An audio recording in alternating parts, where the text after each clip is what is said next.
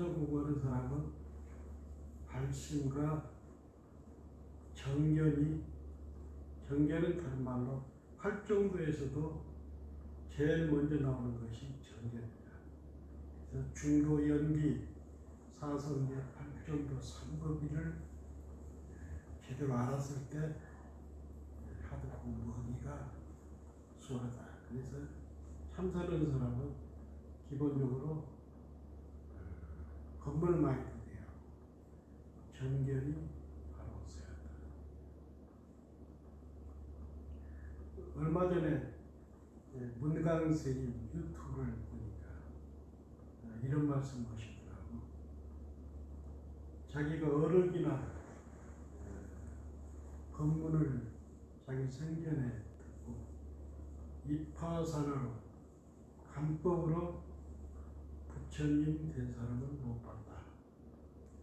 감법으로 입하산으로 공부해가지고 부처님 된 사람은 못 봤다. 이걸 감보시더라고. 이 본문은 서두에 하고 이제 풀어가겠습니다. 보조국사는 제가 가장 많이 얘기하는 거지만 이거 녹음을 왜 안 해? 가까이.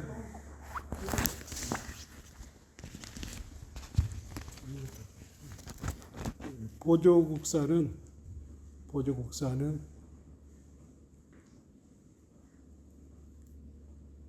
단지불에 견성성불. 다만 알지 못한 것을 아는 것을 견성성불에 했다. 우리의 그 무념자리 한 생각이 끊어지는 것, 그 자리는 알지 못하는 것을 아는 것을 견성성불이라고 했고, 그 다음에 달마 스님은 어떻게 해야 생각이 끊어진 자리, 불성자리를 갈 수 있느냐. 아주 유명한 말입니다. 예식 재현하고 바깥으로 인연을 끊고 인연이 다 쉬어버리고 안으로 내식 부천이라. 그러니까 마음이 헐떡거림이 없어. 바깥으로 모든 반연을 놓아버리고 내심 마음으로는 이 헐떡거림이 없어요. 그리고 심려장벽이라. 마음을 장벽처럼 했을 때 안 밖으로 쉬고 마음을 텅 비워버렸을 때 가히 입더라. 가히 도에 들어갈 수 있다. 유명한 말입니다. 그리고 예수님들 말씀에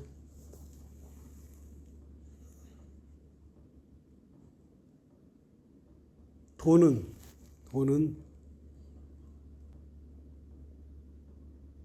도에 들어가려면은 아주 고통스러운 거다. 그냥 들어가는 것이 아니라 고통스럽게 뚫었을 때 도에 들어가. 비고난성,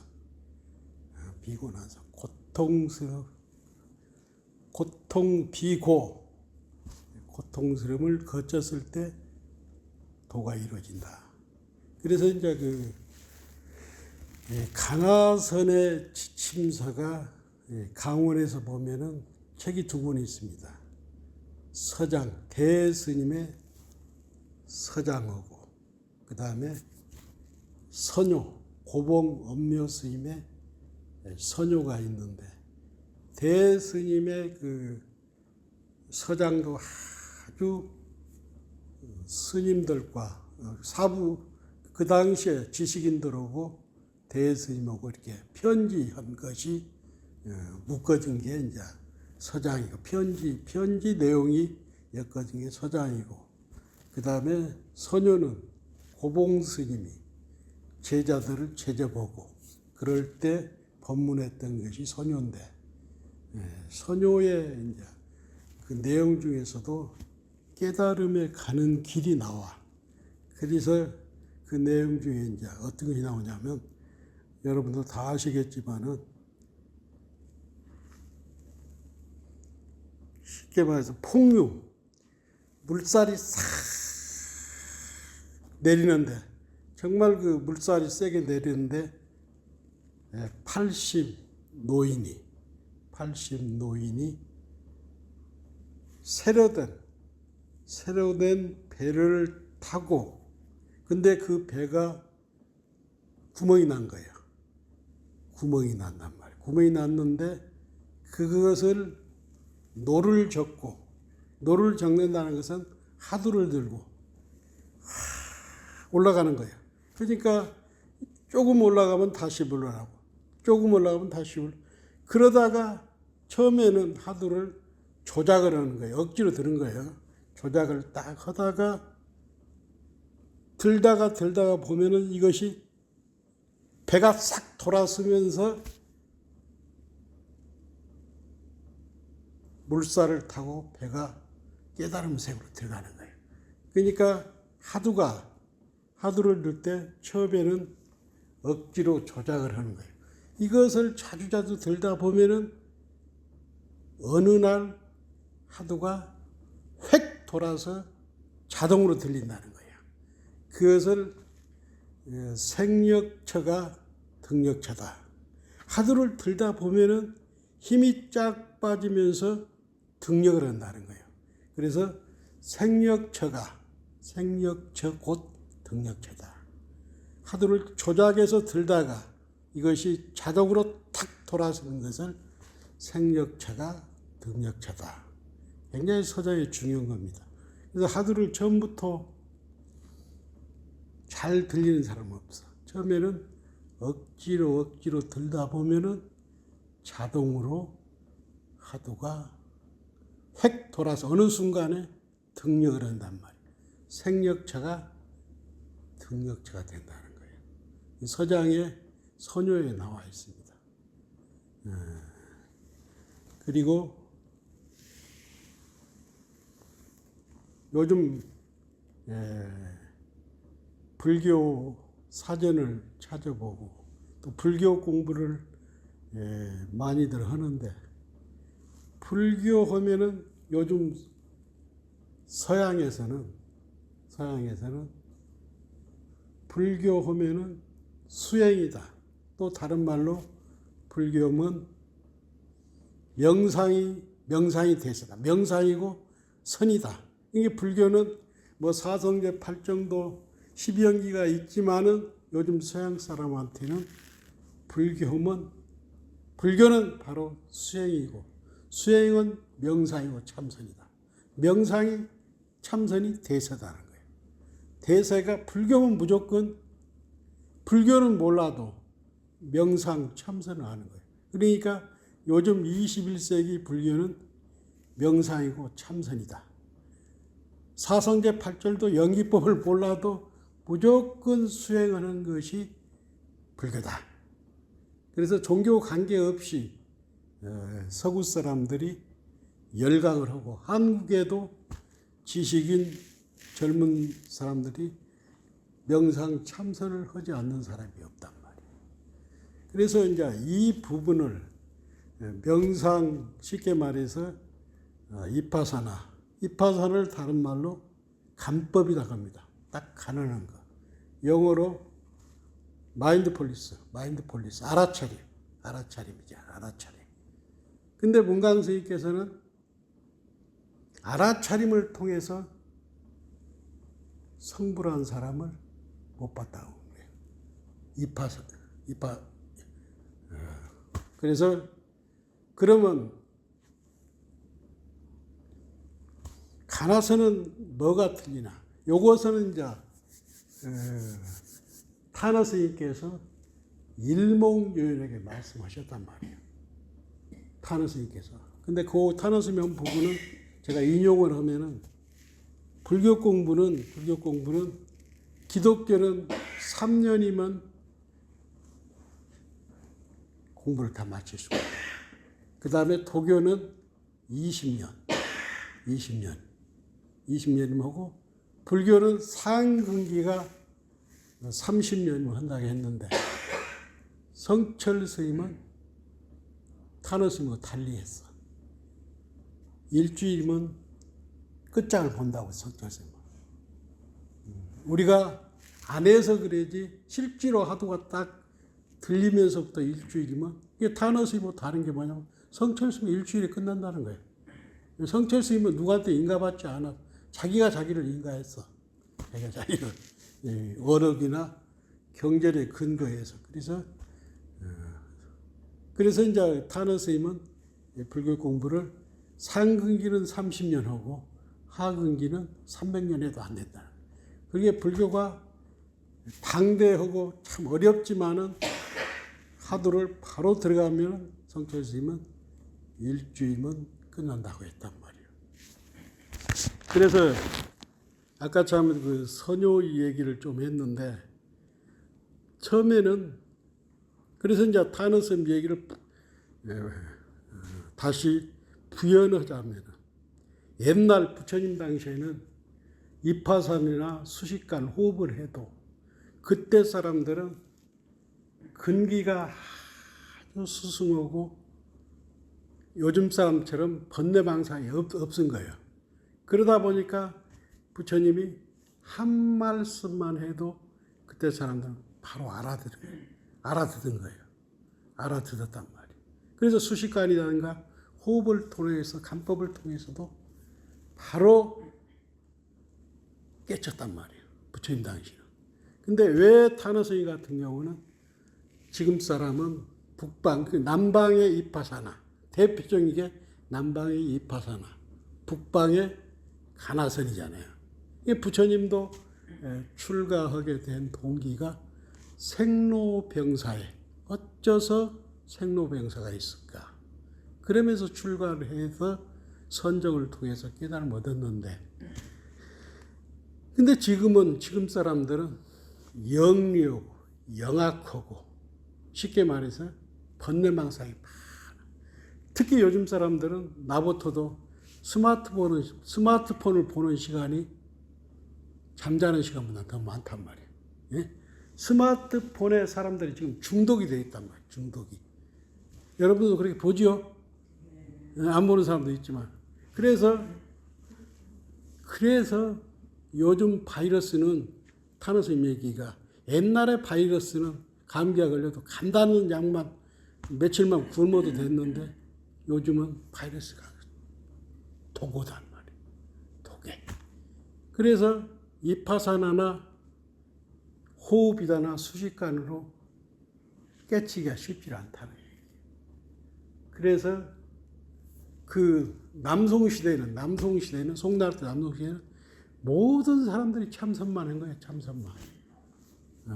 그래서 다 앉아서 참선만 하니까 이 참선을 이게 10시간 앉으면 10시간 붙죠. 5시간 앉으면 5시간 붙죠. 이러다 보니까 그 병폐를 없애기 위해서 대용고 스님이 가나설을 제창하셨어요. 그 전에도 오조 법연 스님이나 원호극근도 가나설 해서 무자들을 들었단 말이에요. 근데 이것을 체계화했단 말이에요. 체계화.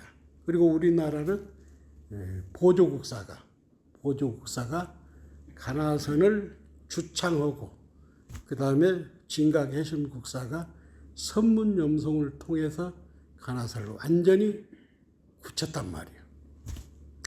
그래서 이 백신이 근기가 수승할 때는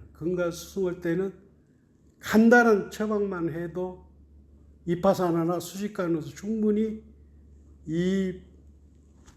충분히 깨달음을 얻을 수가 있는데 요즘 사람들은 워낙 생각이 많고 망상이 많고 이러다 보니까 강력한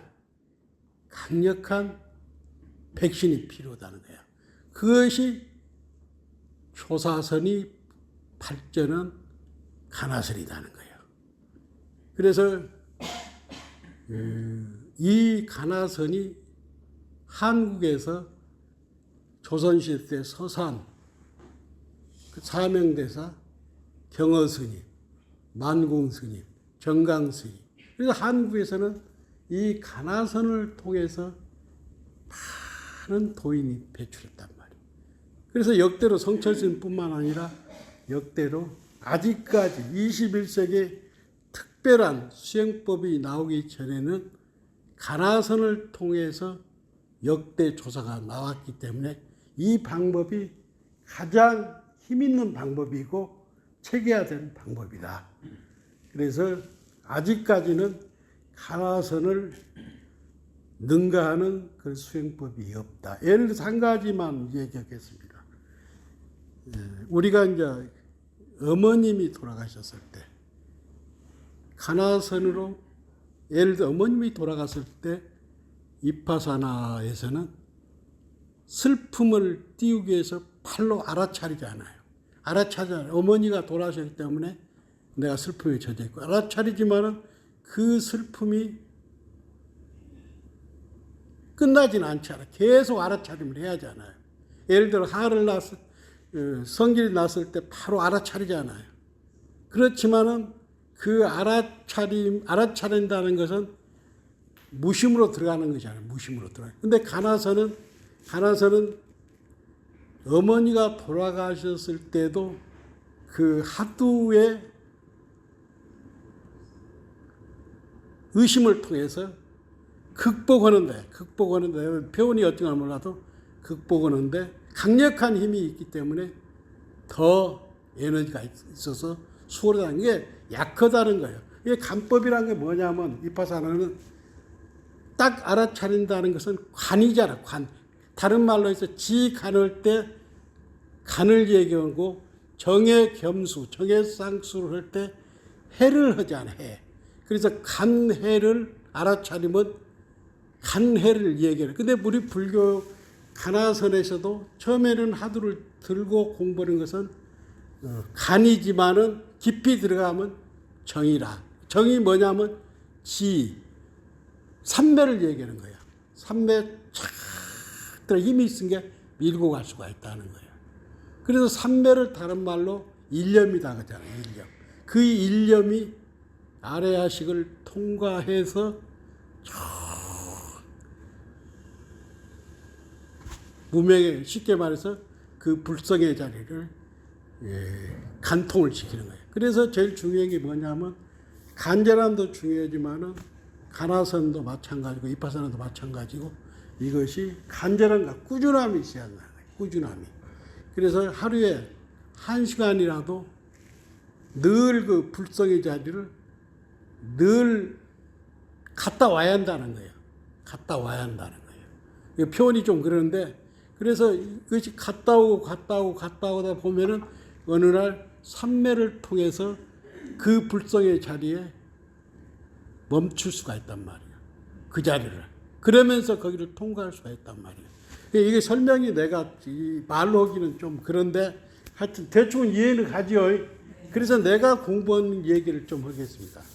내가 공부한 얘기를 내가 1991년도가 봉암사 불이 났어요. 불이. 원행스님 주시할 때. 그래서 봉암사 선방이 없어지고 그 지대방에서 이렇게 이만해. 지대방에. 이만해도 24명이 앉아서 참선을 하고. 그래서 내가 가니까 7분에 산다 그걸 가니까 나보러 입승을 보라 그러더라고. 근데 보니까 이렇게 조그마한 방에서 답답하더라고. 답답해. 그래서 입승을 이제 방을 짤 때 입승을 보기로 했는데 밤 9시에 나와가지고 포행을 도는데 살기 싫더라고. 봉암사 살기를 싫어. 그래서 택시를 불러가지고 저 지리산 실상사로 밤에 11시가 됐어. 밤에 2시간 11시에 눈이 날이더라고. 그때 이제 실상사 주지가 해강 스님인데 평소에 내가 그 절을 자주 갔던데 지금은 도법스님 살지. 그때만 해도 91년도만 해도 실상사는 수자들의 그 마음의 고향이었단 말이야. 주지실에 가서 문을 두드렸지. 턱턱 두드리니까 주지가 깜짝 놀라서 이 밤중에 웬일이냐고. 걔가 그랬지. 봉암사 살러 갔는데 마음에 안 들어서 도망 나왔다고. 그래서 방 안에 달라고 하니까 방을 하나 주더라고. 그래서 이제 그러면서 나보러 뭐라 하냐면 도랑식을 좀 맡아서 하라고 하더라고. 그래서 이제 도랑시가 하루에 한 번만 오면 밥 얻고 사는 거예요. 내가 이제 그때만 해도 뭐 지리산 다 휘잡고 다닐 때는 뭐 모르는 데가 없어. 그래서 이제 보통 3시에 이제 도랑식을 해. 그러면 기분 좋은 날은 저쪽에 뭐 백운항까지도 도랑식을 하고 이렇게 살았어. 주변에 이제 스님들이 많아. 또 내가 산다 하니까 많이 오더라고. 그래서 한 번은 이제 해제가 얼마 안 두고 어떤 부산의 그 일타스님 상가 중에 저금스님이라고 수계도반이 있는데 그 스님이 톡을 해서 오라 그러더라고. 그래서 이제 실상사 주심한테 얘기하고 한 하루 이제 휴가를 얻어서 간 거예요. 그러니까 이제 갔는데 맛있는 걸 많이 내놓더라고.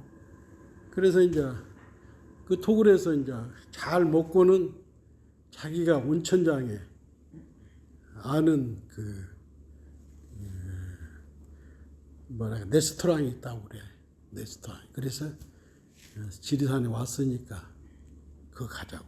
그래서 이제 저녁에 이제 거기를 갔지. 가서 보니까 주인이 아주 뭐 있는 거 없는 거 다 내놔. 그때 우리 뭐 91년도니까 뭐 아주 젊었을 때 아닙니까? 지금부터 뭐 30년 전이니까. 그래서 뭐 주는 대로 다 먹었지. 맥주도 먹고 하여튼 다 먹었고 그 택시를 잡으려고 가는데 어지러워. 내가 어지러워. 그러면서도 도저히 걷지를 못하고 그저 주저앉은 거예요. 정신은 오락가락 하는데 잘못은 죽을 것 같더라고. 그래가지고 이제 그 스님한테 그랬어. 녹천장이라고. 그 녹천장으로 가자고. 그래 걸을 수가 없어. 어지럽고 막 이 뭐랄까 이런 것들이 막 눈에 왔다 갔다 해. 그래서 이제 거기서 3일 있다가 어떤 아는 사람 인연으로 그 보살집 옆에다가 여간에 있으면서 회복이 안 되는 거예요. 근데 죽을 것 같고 하두는 다 도망가 버리고. 그래가지고 부산에서 한 일주일 있다가 택시로 해서 실상사로 온 거예요. 와가지고 해제가 됐는데 아니, 중노릇을 이렇게 점검해 보니까 이 공부가 안 된 거예요. 그래서 어디로 가냐면 쌍계사. 쌍계사를 우리나라는 3군데 금당이 있어. 쌍계사, 육조 정상탑의 금당선은, 동화사 금당선은, 그 다음에 고운사 고금당선은. 그 쌍계사에 봄에 들어간 거예요. 그래가지고 내가 스님들한테 그랬지. 나는 이번 철에 점심만 딱 한 끼 먹고 차담도 안 먹겠다. 그리고 나는 장자부를 하겠다. 그러니까 쓰러져 가지고 하두가 도망갔는데 어디로 정신이 없으니까 이걸 해결 안 하면 안 되겠더라고. 그래서 점심만 딱 먹고는 시간만 있으면 동방장, 서방장이 있는데 동방장은 잠자는 자리고 서방장은 24시간 하는데, 그러니까 앉아 있어도 어지럽고 눈에서 시커먼 것이 왔다 갔다 해. 그래도 죽는 것보다는 나을 것 같아서 억지로 이렇게 하도를 들었어. 그래서 반철 정도 되니까 이 자리가 잡혀. 그래서 쌍계사가 덥습니다. 같은 지리산이라도 덥는데 그 더운 데서도 일종식으로 하고 하두를 드니까 공부 많이 한 분들은 느낄 거예요. 시원한 바람이 부는 거예요. 시원한 바람. 그러니까 저녁에 힘을 빼다 보니까 낮에 대중하고 공부할 때는 맨날 졸은 거예요. 졸고 이게 늘 하니까 대중들이 얼마나 미워하겠습니까? 집까지 걸 무거운 거 일종 시간 다 맨 졸기만 한다고. 우사 죽겠지. 그렇게 미움을 받았어. 근데 이게 반철이 되니까 한여름에도 몸에서 시원한 바람이 불고 하두가 되는 거예요. 하두가 탁 되고, 그리고 대중이 미어오면 어디로 가냐면 계곡으로 가는 거예요. 계곡 가서 하두를 딱 들고. 그러니까 저녁에 잠잘 때도 9시 방설은 대중하고 같이 자고 바로 5분 후에는 서방장에서 그 여름날 더운 날을 보냈는데 하두가 들려. 계곡에서 들리고 그냥 성성해. 하두가 끊어지는 것이 아니라 계속 들려. 몸은 근데 그때 당시 내가 애를 쓰기 뭐냐면 이 자복에 앉다 보면은 이 엉덩이가 여기에 딱 붙습니다. 이게 터져가지고. 그러게 일어나려면 그렇게 아파. 그때 이제 부산에 그 시무스님이라고 이 스님이 대중공양을 왔는데 내가 안 만났어요. 왜 안 만났냐면 하두가 도망갈 것 같아서 만날 수가 없더라고. 그래서 그 스님을 면회를 안 했는데 그 스님이 갈 때 그렇게 기분이 좋았다고 그래. 도반이 그렇게 애를 쓰고 있는 그 모습이 너무 좋아갖고 이 스님도 자기도 부산에 가서 철야를 했다고 그래. 그래가지고 근데 그때부터는 낮에도 안 졸아. 낮에 대중 빼나.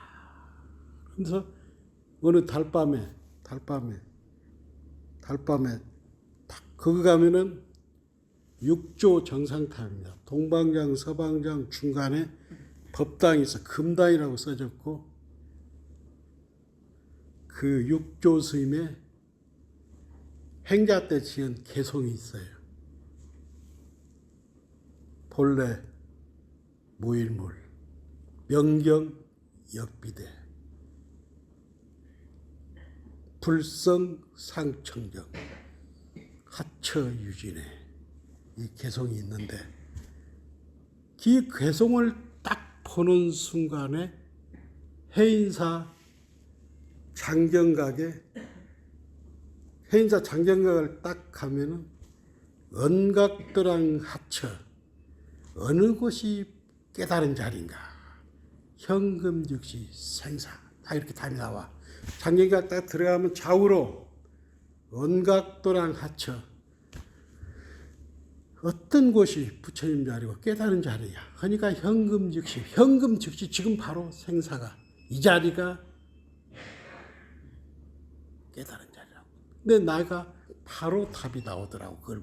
그걸 생각하면서 이 달이 싹 이렇게 지나가더라고. 달밤인데 딱 그 개송을 딱 생각이 나면서 달이 딱 지나가는데 개송이 탁 튀어져 나오더라고. 개송이 뭐라고 했냐면 내가 혼자 소리쳤어. 거기서 그 달이 딱 지나가는데 튀어져 나와. 뭐 생각이 필요가 없어. 백운단처 유청산이라. 쉽게 말해서 번뇌가 사라지니까 부처님이 바로 튀어나온다는 말이 나오더라고. 그리고 나서 그 다음부터 보니까 책이고 글을 써도 이게 쉽게 써져. 그래서 이제 나름대로 거기서 공부를 했는데 하두가 늘 성성해. 그리고 경안이란 말을 하거든. 우리가 참선하다 보면 경안이 뭐냐면 아무리 앉아도 자기 몸을 못 느끼는 거예요. 그리고 몸 전체가 하두라. 전체가 하두라. 그래서 몇 시간을 앉아도 힘이 안 드는 거예요. 그래서 몸이 가벼워졌다. 그러니까 이것이 생력처가 억지로 들던 하두가 등력처가 되는 거예요. 생력처가 등력처가 되는 거예요. 그래 가지고 이렇게 다니면은 개송이고 어떤 것이고 딱 보면 알겠더라고. 근데 그것은 학철대우는 아니고 경안이 열렸다. 뭐 공부의 힘을 얻었다. 그래 가지고 그 다음 철에 고운사 100일 용맹대기를 간 거예요. 그래 가지고 18시간, 19시간을 우리가 정진할 때 이렇게 맞바라보는 것을 대자다고 그래. 대자 서로. 그 다음에 이 장군직비를 저기 있는데 장군직비를 들고 거기는 19시간을 하는데 다 경책을 해. 경책을. 그러니까 이렇게 경책을 그냥 이렇게 면벽을 하는 것은 좀 수월합니다. 근데 경책을 대자라고 해서 서로 딱 맞바라보고 하지 않아. 그것은 굉장히 힘듭니다. 그러면서 일종씩 하면서도 그 고운사 그 고급 금당에서 내가 500배씩 하고 살았어. 500배씩 하고. 그래서 그런 것들이 계속 유지를 하고 큰 스님들의 탁마를 받았으면은 더 학철대로 할 텐데 생력처가 등력처라는 그 맛만 봤죠. 그래서 이 공부는 죽게 하면 살기로 물고 늘어져야 해요. 오래 한다고 해서 이거 다 오래 하다 보면 망상, 번뇌, 그 다음에 시간 때우는 거라. 이렇게 해서는 아무리 앉아도 소용없어. 그저 이번 한 철에 끝내쓰겠다. 이런 마음으로 죽게 하면 살기로 물고 늘어져야 첫 철에도. 그러니까 옛날 스님들도 이 공부가 3년을 넘어버리면 힘을 못 얻으면 직업수자, 폼으로 다니는 사람이 되는 거라. 폼으로. 모양새는 그럴싸한데 공부가 진전이 없어. 이 도는 굉장히 어려운 공부라. 비고난상이라. 그만큼 괴롭고 힘들었을 때 이게 되는 거예요. 이게 부처님도 그 6년 고행 끝에 보리수 아래에서 깨달음 얻었잖아요. 예, 부처님도 지금은 그럴 거예요. 아마도 성불을 했으면 파라나시에서 오비구를 만나지 않고 불교방송 가서 법문을 했을 거예요. 그러니까 그만큼 지금은 정보도 좋고 공부하는 방법도 좋고 다 좋아. 근데 단지 발심. 정말로 내가 이 문제를, 생사 문제를 해결해서 일체 중생을 제도리라. 이런 발심, 정견. 굉장히 중요한 거예요. 발심, 정견이 됐을 때 용맹정리를 해야지. 발심, 정견이 안 돼가지고 화두를 들으면은 자기가 어디 가는지를 모르는 거예요. 그래서 이 공부는 끼리끼리 적당히 하면 안 돼. 그래서 송담스님 법문도 듣고 정명스님 법문도 듣고 고우스님 법문도 듣고 그래서 법문을 서녀도 보고 서장도 보고 보면서 점검을 해야 해요. 점검을. 그래서 이제 제일 중요한 게 뭐냐면 우리는 내 안에 부처와 바깥에 부처가 있단 말이에요. 그래서 우리는 하두를 받을 때는 바깥에 선지식, 예를 들어 졸시배 이런 분들한테 하두 간택, 결택이다, 어제 간택이다도 하고 결택이 하두를 받는데, 근데 내 안에 선지식이 발심이 되고 정견이 있어야 한다는 거예요. 아무리 바깥에 큰 스님한테 공부를 배우고 하두를 받아도 내 안에 선지식이 발심이 안 되고 정견이 안 되고 되면은 공부가 진전이 없다. 안 받기 항상 선지식이 있어야 한다는 얘기. 그래서 바깥에 선지식은 요즘은 유튜브에 잘 나와 있어. 그리고 내 안의 선지식은 내가 발심하고 정견을 세우고. 그래서 이 공부는 오래 하고 자복이 오래 앉았다 해도 되는 공부가 아니에요. 발심하고 신심을 내고 정견을 가지고 밀어붙이면은 한철이면 끝나. 타너 스님은 30년이 나겠네. 성철 스님은 일주일이라고 일주일. 제대로 발심한다면 일주일이면 딱 끝나는 거예요. 내 얘기가 여러분의 공부하는데 조금이라도 도움이 됐으면 합니다.